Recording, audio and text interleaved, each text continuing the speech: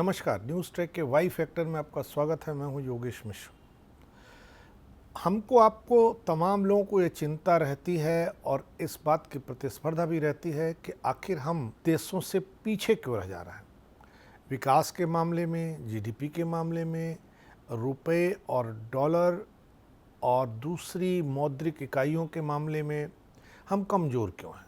लेकिन जो लोग विकसित देशों के समानांतर न खड़े हो पाने की चिंता से ग्रसित हैं, उन लोगों के लिए तसल्ली बख्श बात ये हो सकती है कि जल्द ही हम एक मामले में तमाम पश्चिमी विकसित देशों के बराबर होंगे या आगे भी खड़े हो सकते हैं। मामला है आबादी का और आबादी के साथ साथ बुजुर्ग आबादी का। 2036 में हमारे यहाँ विकसित देशों की तुलना में बुजुर्गों की तादाद ज़्यादा होगी और अगले साल ही हम लोग दुनिया के सबसे अधिक आबादी वाले देश हो जाएंगे, यानी चीन को जल्दी ही पछाड़ देंगे। और किसी चीज़ में पीछे कर पाए हो ना कर पाए हो, लेकिन जनसंख्या वृद्धि के मामले में चीन हमारे सामने नहीं खड़ा हो पाएगा।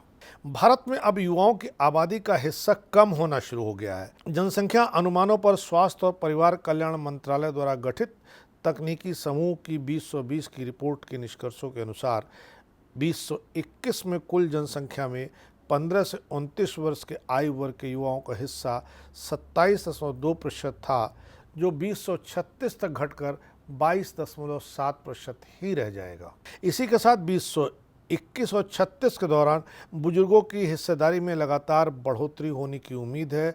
सांख्यिकी एवं कार्यक्रम मंत्रालय द्वारा जारी यूथ इन इंडिया 2022 रिपोर्ट के अनुसार बिहार और उत्तर प्रदेश जैसे अधिक आबादी वाले राज्यों में युवा जनसंख्या में गिरावट होने की संभावना है। 2021 में इन्हीं राज्यों में युवाओं की जनसंख्या में वृद्धि दर्ज की गई थी। केरल, तमिलनाडु, हिमाचल प्रदेश जैसे राज्यों में 2036 तक युवाओं की तुलना में अधिक बुजुर्ग आबादी होने का अनुमान है।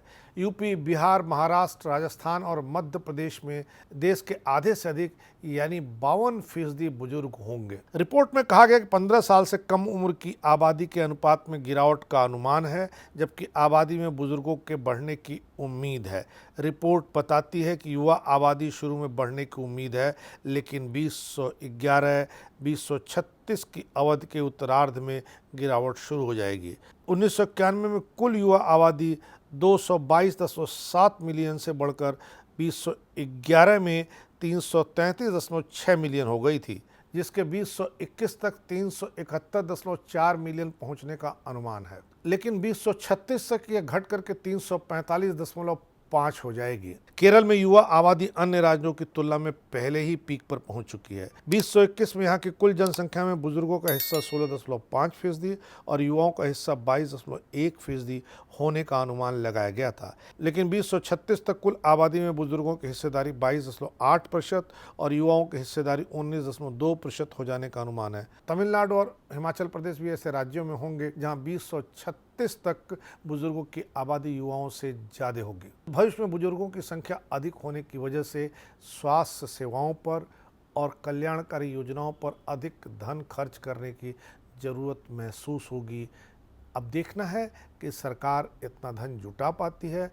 बुजुर्गों की संख्या के मामले में हम विकसित देशों को भले ही पीछे छोड़ दें, पर क्या विकसित देशों में बुजुर्गों को मिलने वाली सुविधाओं के मामले में हम कहाँ खड़े होते हैं, यह देखना बहुत ज़रूरी हो जाता है। बुजुर्गों की आबादी में वृद्धि से सामाजिक सुरक्षा और लोक कल्याण प्रणालियों पर दबाव पड़ेगा। इसीलिए अगले 4-5 वर्षों का उपयोग रोजगार सृजन में तेजी लाने के लिए किया जाना चाहिए, लेकिन अभी तक ऐसा नहीं हुआ।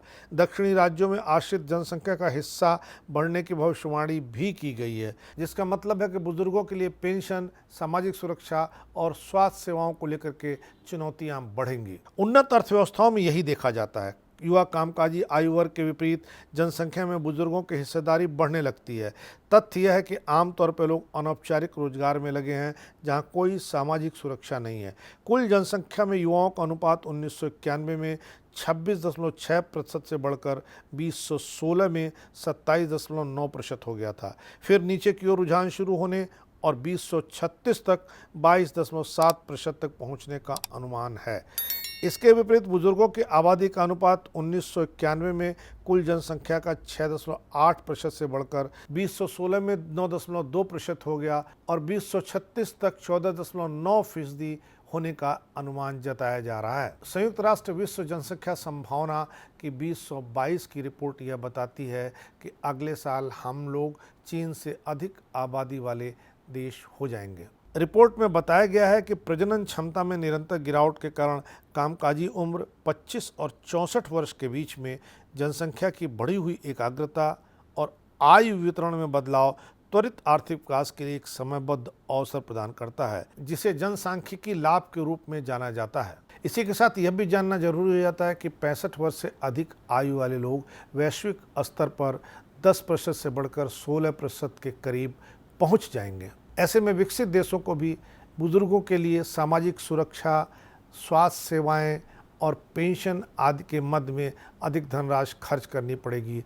देखना है भारत और दुनिया के और तमाम विकसित देश बुजुर्गों की बढ़ रही संख्या के प्रति कितने सचेत होते हैं और उन्हें कितनी सुविधाएं दे पाते हैं। इस बार इतना ही। अगली बार फिर मिलेंगे किसी नए सवाल पर नए ढंग से बात करने के लिए। तब तक के लिए नमस्कार।